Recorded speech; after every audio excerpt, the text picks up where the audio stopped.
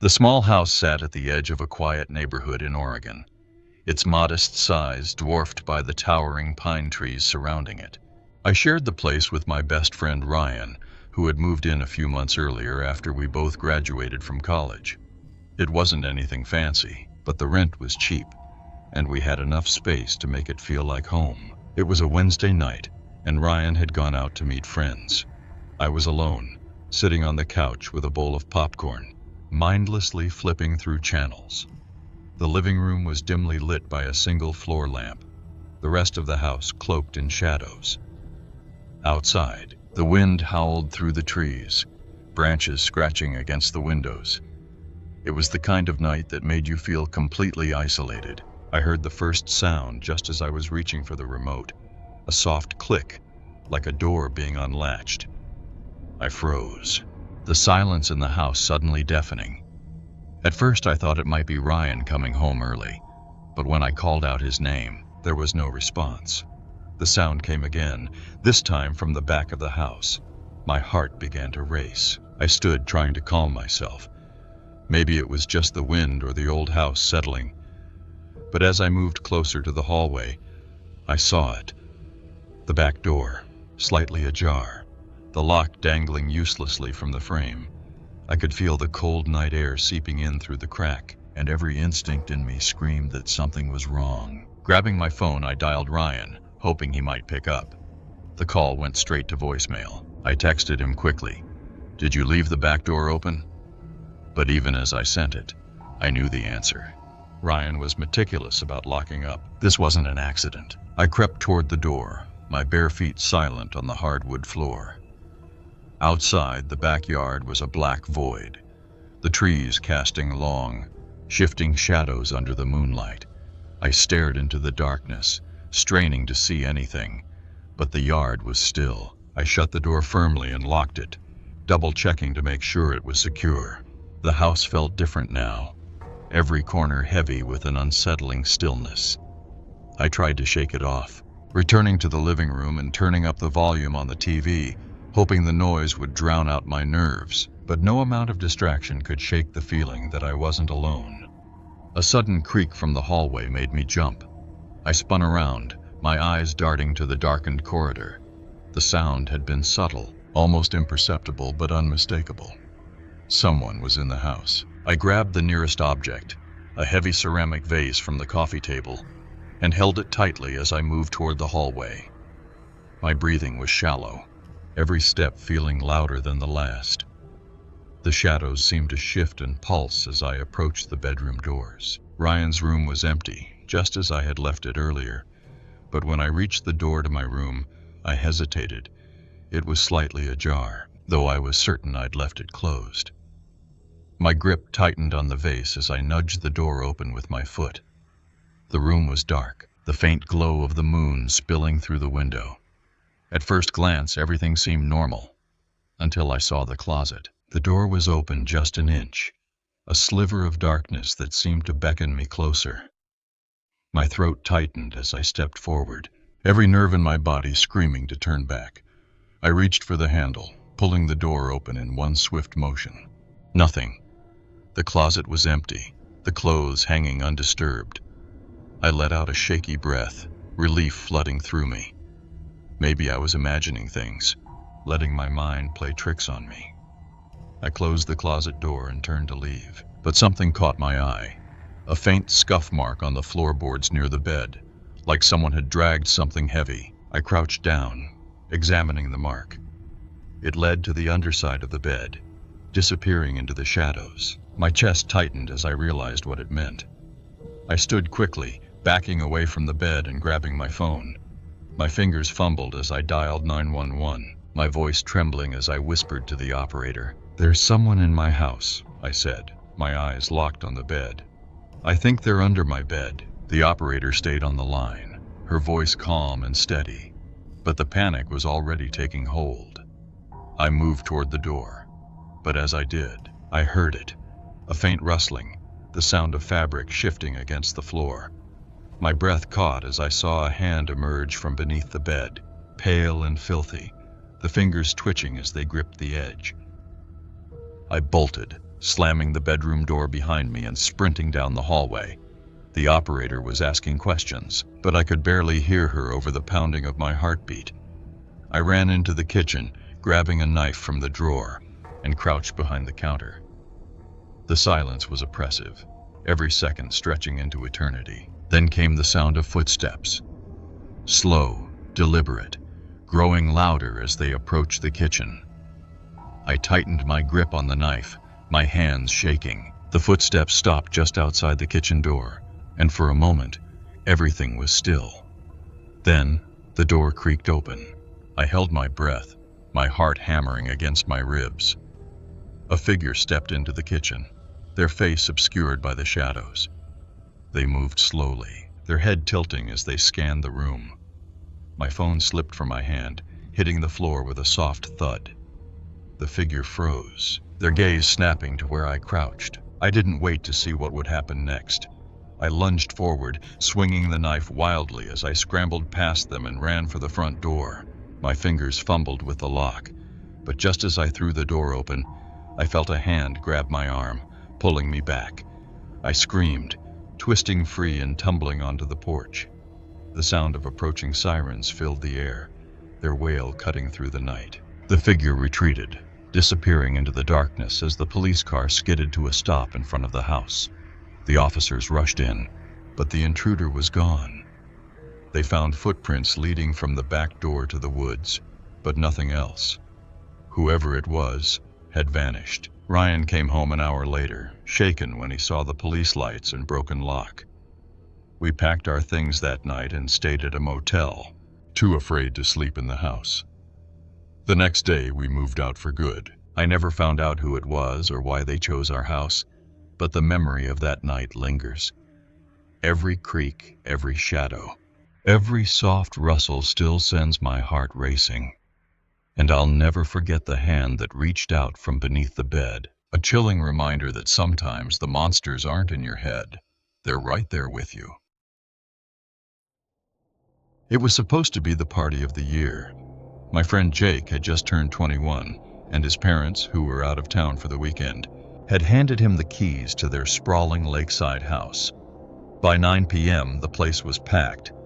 People spilled into every room, the bass from the speakers thumping so loud it felt like the floor might cave in. Most of the faces were familiar, classmates, mutual friends, and a few plus ones. But as the night wore on, it became clear that word had spread beyond our circle. I was sitting on the armrest of a couch nursing a beer when I first noticed him. He was older than everyone else there, maybe mid-40s, dressed in a faded jacket and jeans. He sat in the corner of the living room, completely still, his eyes fixed on the chaos around him. At first, I thought he was someone's uncle or an older brother tagging along, but there was something about him that didn't sit right. He wasn't drinking, he wasn't talking, just watching. I nudged my friend Sam.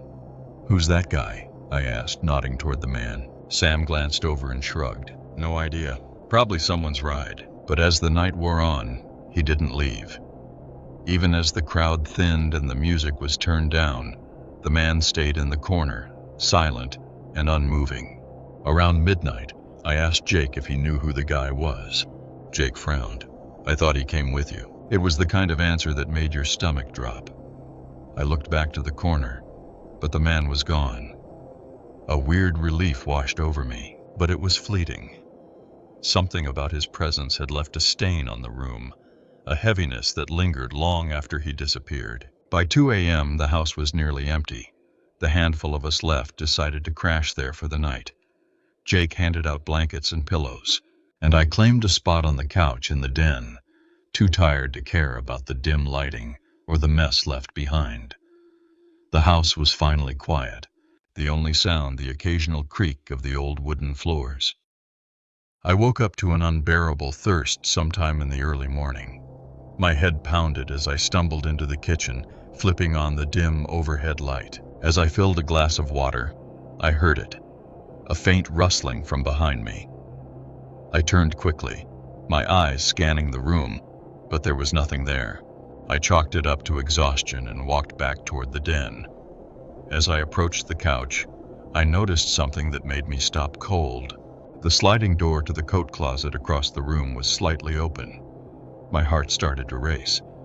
I was certain it had been closed when I laid down. I took a step closer, straining to see inside the narrow gap. The darkness within was impenetrable, but there was a feeling, a heavy, oppressive presence that made the air thick. My mind raced with possibilities. Could it be someone playing a prank? Maybe one of the others had hidden in there earlier, trying to scare us. But deep down, I knew better. The memory of the man in the corner of the living room came rushing back, his unblinking stare and the way he had vanished without a word. My chest tightened as I realized what I had to do. Taking a deep breath, I reached for the edge of the closet door. Before I could touch it, the door slid open, just an inch, then another. My heart pounded as I stepped back, instinctively raising my arms as if to shield myself from whatever was inside. The silence was deafening. And then, in the dim light, I saw it, a hand, pale and weathered, reaching out from the darkness. I bolted, leaping over the couch and scrambling toward the stairs. As I reached the first step, I heard it. A loud thud, followed by the sound of something heavy moving across the floor. I didn't dare look back. I raced up the stairs, screaming for Jake and the others to wake up. Jake stumbled out of his room, bleary-eyed and confused. "What the hell's going on?" "There's someone downstairs," I shouted. "In the closet!" Jake's expression shifted from confusion to fear. He grabbed a baseball bat from the corner of his room and followed me down the hallway. Sam and the others, now wide awake, trailed behind us. We crept back down the stairs, the tension in the air almost unbearable. The den was exactly as I'd left it, except for one thing. The closet door was wide open. Jake held the bat tightly as he stepped forward, his knuckles white. He peered inside, then turned back to us. "There's no one here," he said, his voice low. "That's impossible," I said. "I saw him. He was right there." We searched the entire house, every room, every closet, every dark corner. But there was no sign of the man, no muddy footprints, no evidence that anyone had been there at all. The others tried to laugh it off, chalking it up to my overactive imagination and the haze of a long night. But I knew what I'd seen. And worse, I knew he'd been watching me. The next day, as we cleaned up the mess from the party, I found something that sent a chill down my spine. Tucked behind the couch in the den was an old, tattered wallet. Inside was a driver's license, the photo faded but unmistakable. It was him, the man from the corner of the room. The address on the license wasn't from around here. In fact, it wasn't from anywhere nearby. It was from a city over 200 miles away. We called the police, handing over the wallet and explaining what had happened. They took our statements but seemed skeptical. The officer who came to the house assured us it was likely just a homeless man looking for shelter, but I could tell he didn't believe his own explanation. Weeks passed, and the memory of that night began to fade, at least for everyone else. But I couldn't shake the feeling that the man wasn't done with us. Every time I walked into a room, I found myself checking the corners, scanning the shadows for any sign of him. I stopped going to parties, stopped staying out late. The thought of seeing him again was enough to keep me locked inside most nights. It wasn't until months later, when Jake moved out of the house, that I finally let myself relax. I told myself it was over, that whoever the man was, he was long gone. But sometimes, late at night, when I'm alone and the house is silent, I think about that hand reaching out of the closet. I wonder if somewhere in the darkness he's still waiting. I had always enjoyed working late nights at the office. The quiet hours gave me a chance to focus without the usual chaos of ringing phones, team meetings, and endless chatter. The building, a sleek, modern high-rise in downtown Chicago, transformed after hours. The hum of the city outside was muted by thick glass, and the rows of cubicles stood like a maze of silent sentinels. For the most part, it was peaceful.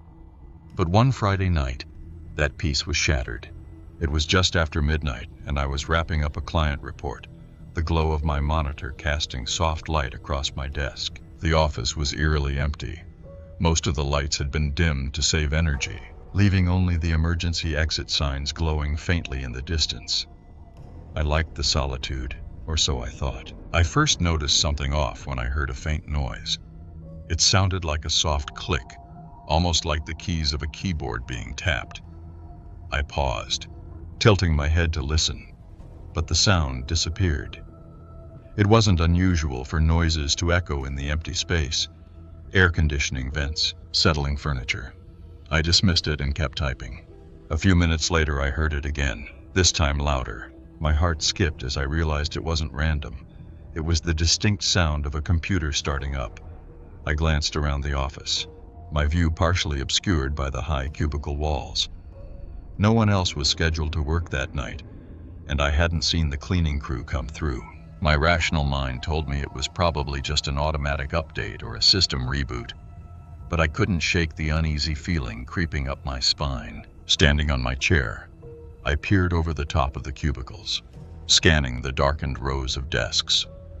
Across the room, a faint blue light glowed from a monitor in one of the far cubicles.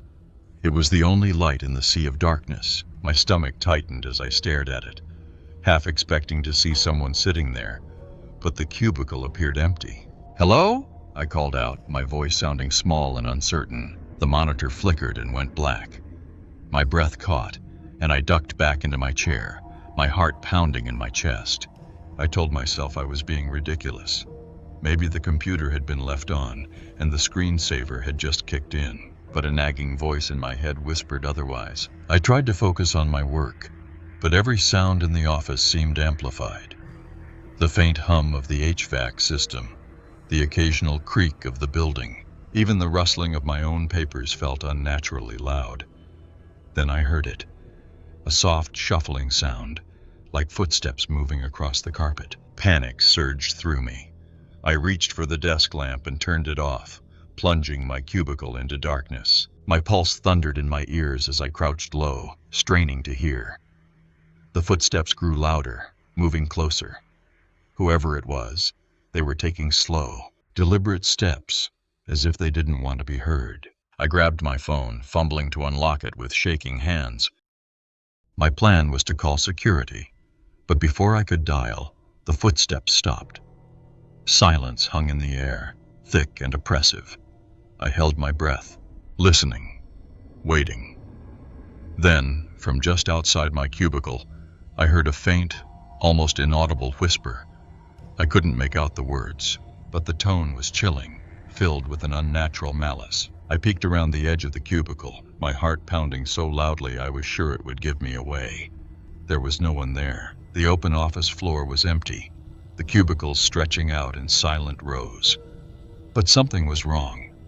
The exit door at the far end of the room, which I had locked when I arrived, was now ajar, a sliver of darkness visible through the gap. Adrenaline took over.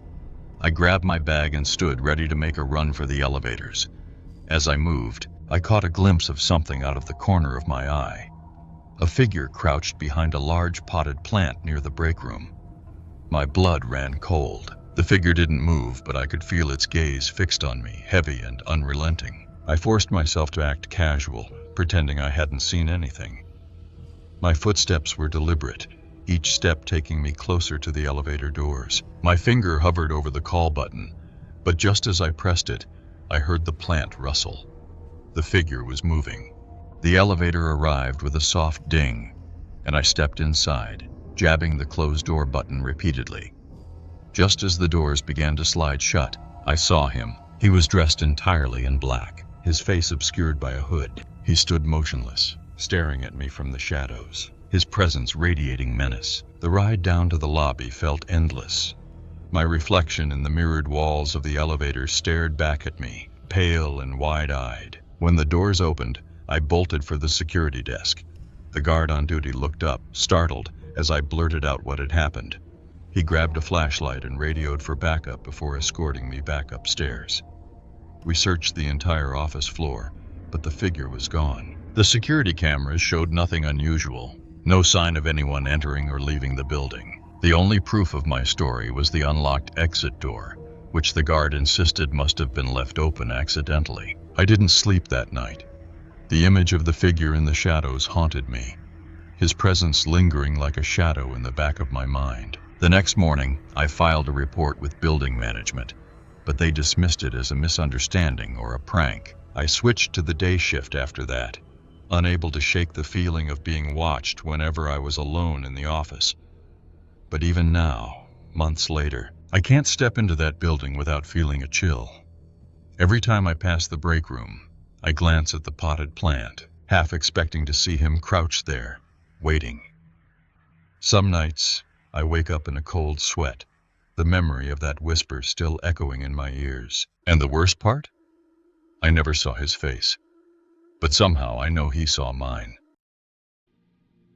It was a Saturday night, the kind of night where silence stretches long and shadows feel alive. I was home alone in my small rental house in rural Wisconsin, nestled on the edge of a forest. The place was nothing fancy, but it was quiet and cheap, a good fit for someone like me, just out of college and working long hours at the local library. I had gone to bed late after binge-watching a series, my eyes heavy with sleep as I drifted off. The house was still, save for the faint creaks of old wood settling. Sometime in the early hours, I woke up suddenly, a strange sensation pulling me from a dreamless sleep. My stomach rumbled loudly, and I realized I hadn't eaten since lunch. Groaning, I pushed myself out of bed and padded toward the kitchen. The house was dark, the only light coming from the faint glow of the moon filtering through the windows. As I reached the kitchen, I froze. The cabinet above the counter was open. I stared at it, confused. I was obsessive about keeping things neat, and always made sure everything was closed before going to bed. Yet there it was, the door hanging slightly ajar. Brushing off the unease, I told myself I must have been distracted earlier. I closed the cabinet and went to the fridge to grab a snack. But as I turned back toward the kitchen table, something stopped me. The back door, the one leading out to the small patio, was wide open. My heart sank. I knew for a fact I had locked it. I always double-checked the doors before bed. I stood there, staring into the darkness beyond the open door. The forest loomed just beyond the yard, the trees swaying gently in the breeze. It felt like the shadows themselves were watching. My mind raced with possibilities. Had I forgotten to lock it? Had the wind somehow blown it open? Or was someone inside? I grabbed the largest knife I could find from the counter and stepped cautiously onto the patio. The night air was cold, and the silence was suffocating. I flipped on the patio light, illuminating the yard, but it was empty. There were no footprints in the dew-covered grass, no signs of anyone nearby. Still, the feeling of being watched was overwhelming. I stepped back inside and locked the door firmly, testing the handle to make sure it wouldn't budge. My hands shook as I tried to convince myself it was nothing, a lapse in memory, a coincidence. But deep down, I didn't believe it. Back in the kitchen, I turned off the light and started to head back to my bedroom when I heard it. A faint sound, like the scrape of a chair being moved. It came from the den. My pulse quickened as I moved slowly toward the noise, my grip on the knife tightening. The den was dark, the furniture barely visible in the pale moonlight. I scanned the room, searching for anything out of place. That's when I saw him. A man, sitting in one of the armchairs by the window. He was filthy, his hair hanging in greasy strands over his face. His clothes were tattered, his hands resting on his knees as if he had been waiting for me. I froze, my breath catching in my throat. For a moment, neither of us moved. Then, slowly, he stood, his movements deliberate and unsettling. "I didn't mean to scare you," he said, his voice low and gravelly. I couldn't speak, couldn't think. All I could do was stare as he took a step toward me. The knife felt heavy in my hand, but I raised it instinctively. "Stay back," I managed to choke out, my voice trembling. He stopped, tilting his head as if amused. "This is a nice house," he said. "Quiet, secluded. What do you want?" I demanded, my voice barely above a whisper. He didn't answer. Instead, he smiled, a slow, deliberate grin that sent chills down my spine. Then, without warning, he lunged. I swung the knife wildly, catching him on the arm. He let out a guttural growl and stumbled back, clutching the wound. I didn't wait to see what he would do next. I turned and ran, my bare feet pounding against the hardwood floor as I raced toward the front door. Behind me, I heard him moving, his heavy footsteps closing the distance. I reached the door and fumbled with the lock, my hands slick with sweat. Just as I got it open, he grabbed my arm, his grip like iron. I screamed, twisting free and bolting outside.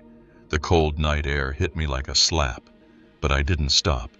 I ran down the gravel driveway, the stones cutting into my feet, until I reached the road. A pair of headlights appeared in the distance, and I waved frantically, my voice hoarse as I yelled for help. The car screeched to a stop, and the driver, a middle-aged man, jumped out, looking alarmed. I pointed back toward the house, trying to explain, but my words came out in a panicked jumble. He grabbed his phone and called the police, staying with me until they arrived. The officers searched the house and the surrounding area, but found no sign of the man. There were no footprints, no evidence that anyone had been there at all.